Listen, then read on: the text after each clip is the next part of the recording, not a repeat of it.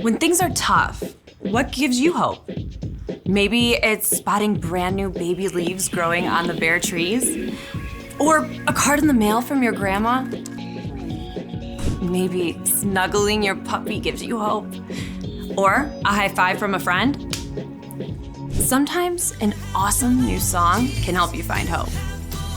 When you keep your eyes open, you can see how hope shows up in so many different ways. But they all share something. See, these moments of hope remind us of the way the world is supposed to be. When people turned away from God, the world was broken. But God didn't leave us alone. God sent Jesus to live with us, to give up his life for us, and to return to life. Because of Jesus, death and brokenness did not get the final say. When we follow Jesus, we are restored to relationship with God. Because Jesus is alive, hope is alive. We can know that in the end, God will make everything right. As we live out the hope that something good can come from something bad, others can see God at work. And that's why hope is an amazing way to worship God with your life. Because worship is about more than just singing loud. It's all about living loud.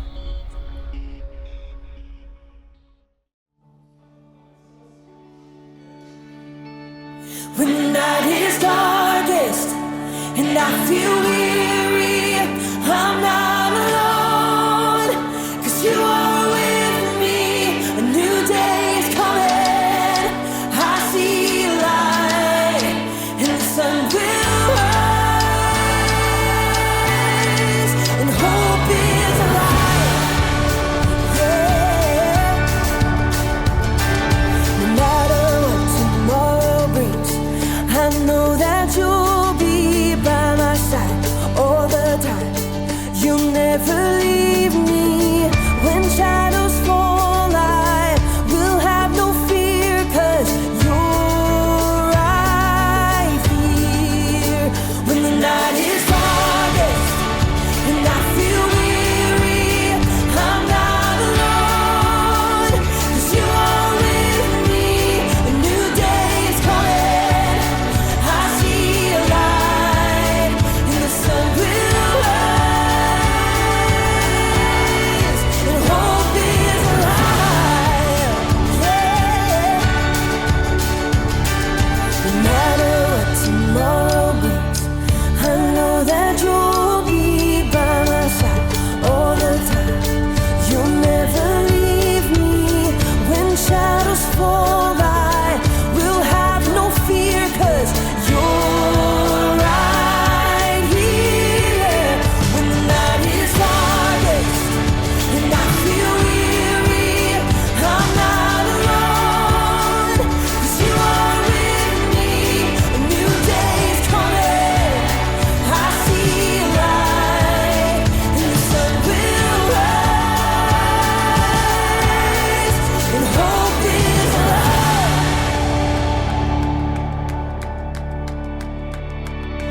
You are a light that makes a way when I am lost. You love with everything you have, no matter the cost. You are my hope, and I will trust you with all my life. You are a light that makes a way when I am lost. You love with everything you have, no matter the cost. You are my hope, and I will trust you with all my life.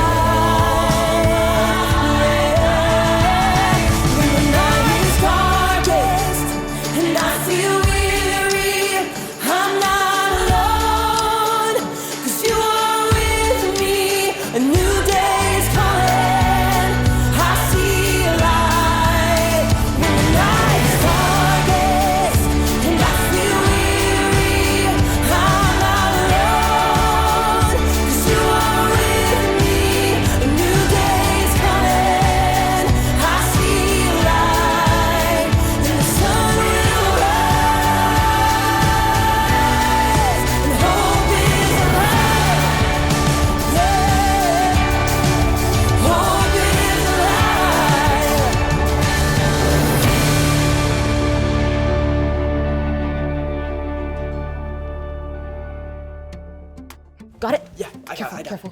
Hey, welcome to Story Lab. This week, we're taking a look at the hardest and best story of all time. One with an amazing ending.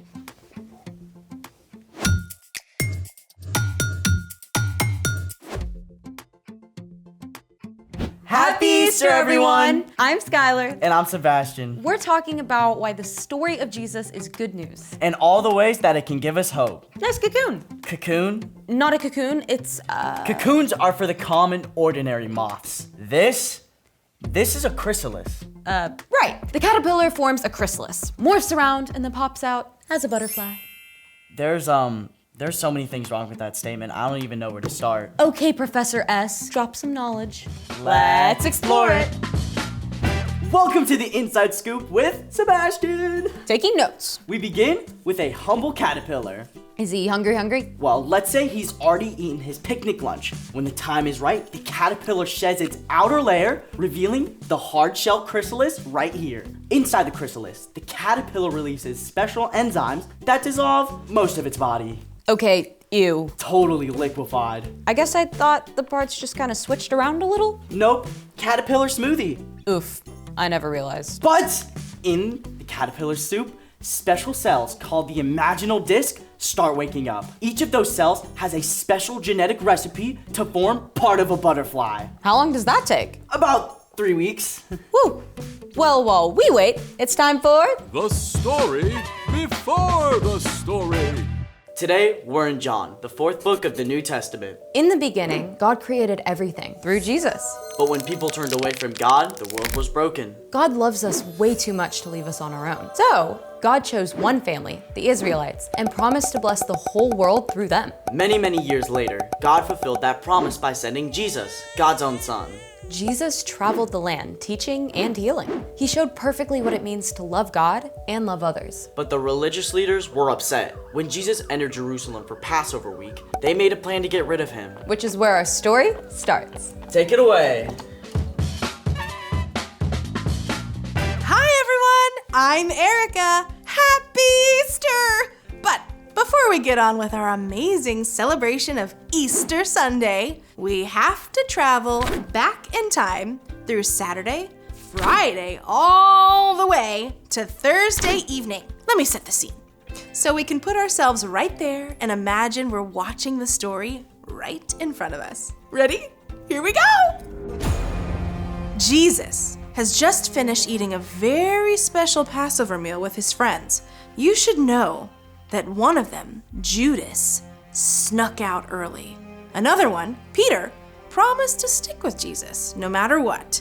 Now, Jesus and his friends cross the dark Kidron Valley to a garden called Gethsemane, where they often go to pray. Judas knows they'll come here, and he's made a terrible choice to betray Jesus. Judas leads a mob of soldiers and officials into the garden and straight up to Jesus. And here's the thing, Jesus knows exactly what's going to happen, but he doesn't run. Who do you want? Jesus of Nazareth? I am he. The soldiers and officials are so overwhelmed that they actually fall to the ground. Jesus could just walk away, but instead, he allows the soldiers to arrest him. The mob takes Jesus for questioning. Jesus' friends have scattered, but Peter and John trail along behind. Hey, you're one of Jesus' followers, right? What? No way, not me. After all, Peter's boasting that he would never reject Jesus. Peter 3 times denies he's a friend of Jesus. Jesus is then sent to Caiaphas, the high priest. The whole trial is faked. They're just looking for a reason to condemn Jesus. At last, in the early morning, Jesus is sent to the Roman governor, Pilate. Are you the king of the Jews? I came into the world to be a witness to the truth. Everyone who is on the side of truth listens to me. Pilate can't find a single thing against Jesus, but he has Jesus whipped to keep the religious leaders happy. Soldiers twist thorns into a crown and place it on Jesus' head. Then Pilate brings him back to the crowd. I find no basis for a charge against him. Crucify him! Crucify him! Crucify him! Even though Pilate is powerful, he's afraid of the crowd. He knows that if he lets them get out of control, he could lose his position. So at last, Pilate hands Jesus over to be crucified. Jesus is forced to carry the heavy beams of his cross through the streets and out to the hill of Golgotha. Here, Jesus is nailed to the rough wooden cross. He hangs there between two thieves through the scorching heat of the day. Only Jesus' mother, Mary, along with Mary Magdalene, several other women, and John, have been brave enough to stay. Remember, Jesus is God's son. He could just jump off that cross. He could call on angels to take down the Romans, but he doesn't. Jesus knows that the only way to make a way for us is to give up his life. At last, Jesus cried out. It is finished. Then Jesus bows his head and dies. In this moment, all hope seems to die too. The sun goes dark, the earth shakes, even rocks split apart. A man named Joseph of Arimathea and a religious leader, Nicodemus, ask Pilate for permission to take Jesus' body. They place it in a tomb, cut into the rock. Jesus' friends are devastated. Most of them deserted Jesus. And now, he's gone. They're filled with questions. What happens now? Will the soldiers come for us? Does anything matter anymore? They huddle behind locked doors through Friday night and all day Saturday, the day of rest. Then, early Sunday morning, Mary Magdalene goes to the tomb to place spices on Jesus' body. The stone! It's been rolled away, and he's gone. Jesus is gone.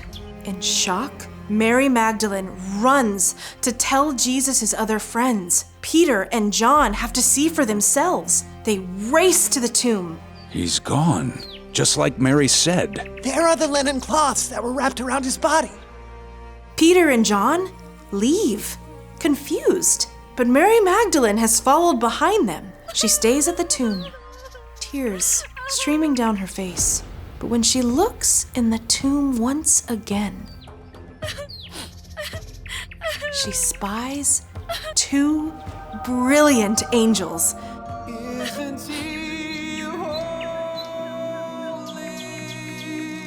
Turning back, she sees a figure standing there. Through her tears, she thinks it must be the gardener.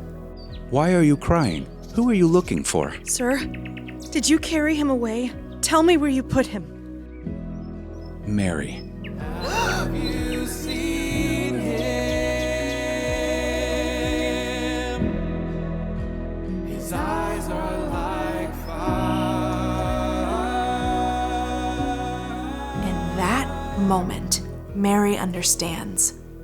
It's Jesus, alive. Can you imagine the overwhelming flood of joy and amazement? Teacher!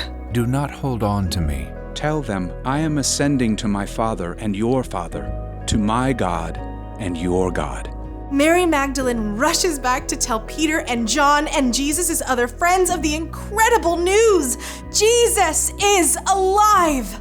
Peter later writes about it this way. Give praise to the God and Father of our Lord Jesus Christ. In his great mercy, he has given us a new birth and a living hope. This hope is living because Jesus Christ rose from the dead. Jesus. And that is the end.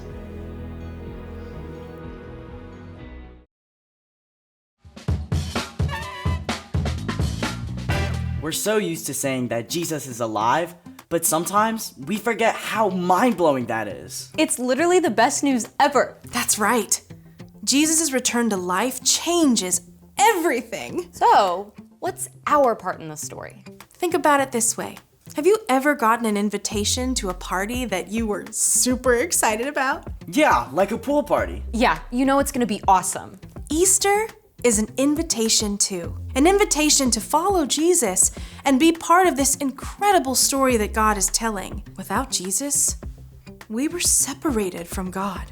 But Jesus took the consequences of our sin, our wrong choices, when he gave us his life. But Jesus didn't stay dead. Nope. When Jesus returned to life, he defeated death. Now death doesn't have to be the end of the story. When we choose to turn away from the wrong things we've done and follow Jesus, we get to live with God forever. So even though Easter starts in a really dark place, It doesn't stay there. You're right.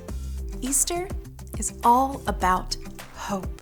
hope is believing that something good can come out of something bad. Because Jesus is alive. You can have hope no matter what you face. Following Jesus doesn't mean that hard things in your life will just go away, but it does mean that Jesus will be right there with you every step of the way.